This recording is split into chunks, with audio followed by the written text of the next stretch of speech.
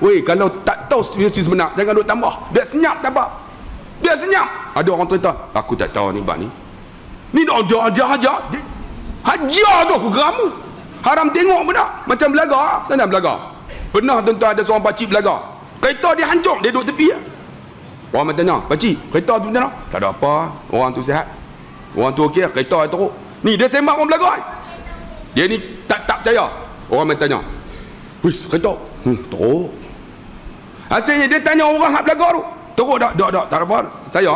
Dia keluar orang tanya, kereta tu teruk, orang macam mana? Teruk. Haram dia dah jumpa dah. Lepas tu orang ni pula tengok pun tak. Dia pergi depan orang tanya, kereta teruk, kepala pecah. Haram tengok pun tak. Betul tak? Hadu tambah, dia suka menjawab. Macam tu tuan-tuan, tak percaya kita. Lepas tu kepala pecah tu, dia tengok pun tak. Orang tanya, tengok. Pecah. Lepas tu tanya tu pergi pula, macam mana? Kereta tu kira hancur guling-guling. Orang bukan pecah, kepala putih dua. Lah kali tuan-tuan, tengok mati pun tak orang tu.